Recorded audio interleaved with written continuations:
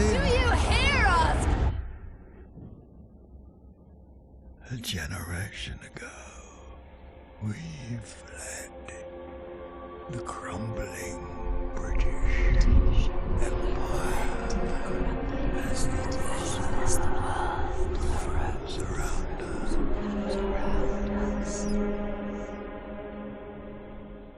This is not a full review of Frostpunk 2. Even though I have finished one playthrough of the game, I am not comfortable with calling it a full review because I don't think I have played this game the way it was meant to be played and experienced.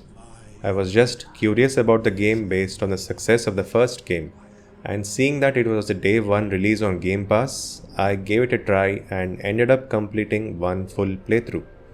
And long story short, I liked it quite a lot.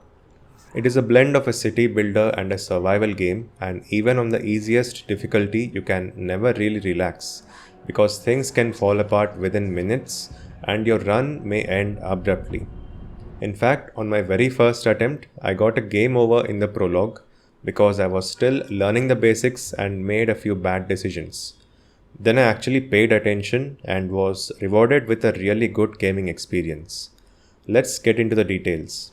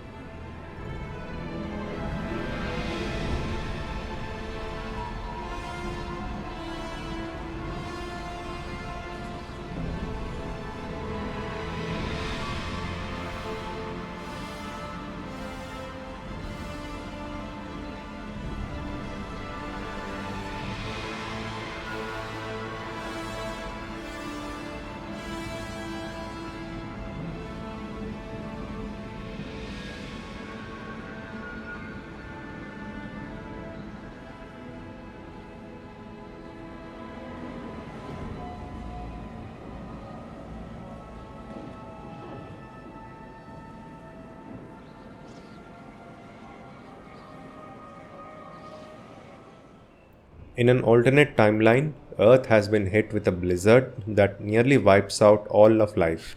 Then the first Frostpunk game happens, about which I don't know much.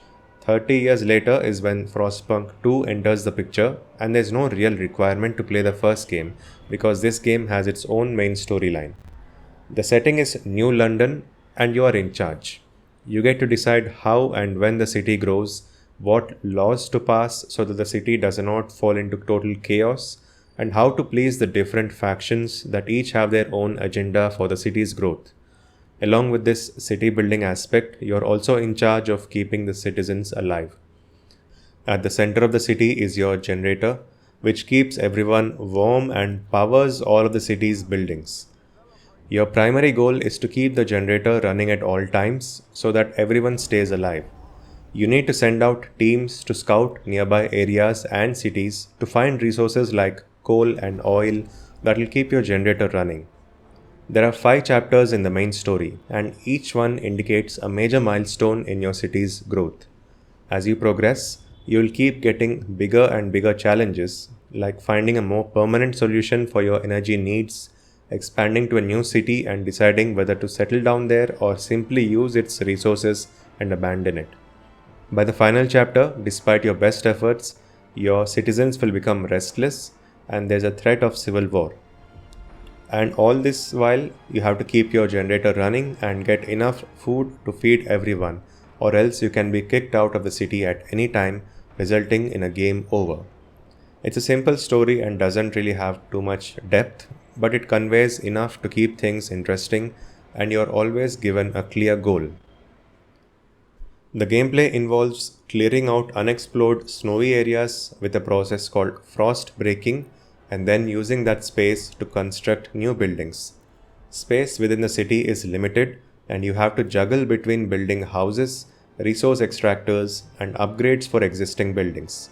Eventually, you can send scouting teams outside the city to explore new areas, and you have to keep an eye on the progress of these teams.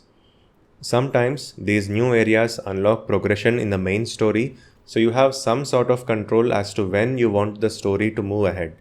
But since you need to keep your generator active and resources in your city are limited, there is also a deadline before which you have to progress in the story or else your game will end.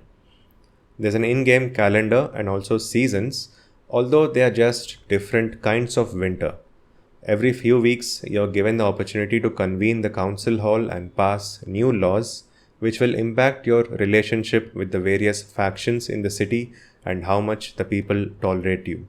If you anger a faction too much, or if the people consider you intolerable, you will be headed for a game over real quick. This constant tension over managing resources and relationships is part of the game's appeal, but is also the reason why the game can be difficult for someone hoping for a more peaceful city building experience.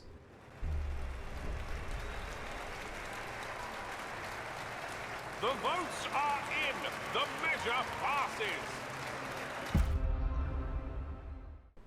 Apart from the main story, there is also a section called Utopia Builder, which has various maps and scenarios in which you can test your city building skills.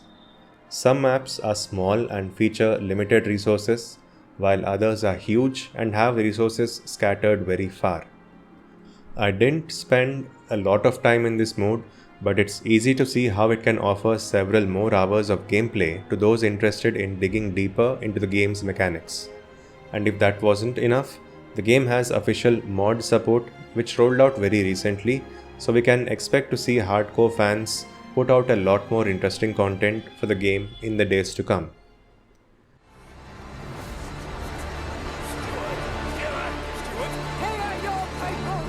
Frostpunk 2 is not a game for everyone, and that's okay. These niche specific games are what the industry needs right now, because that way the developers don't have to worry about adding elements that will please a wider audience. For those that like the idea of playing a city builder with survival elements, Frostpunk 2 offers a very enjoyable experience. There's a few performance issues right now and it is only available on PC, but that has not stopped the game from selling well enough for its developers to break even, and they will now start the inevitable process of fixing the major issues and offering a smoother experience to players in the coming days. If you are a Game Pass subscriber, there is little reason to not give this game a try, and if you are interested further, the first Frostpunk is also available as part of the subscription. Thanks for watching.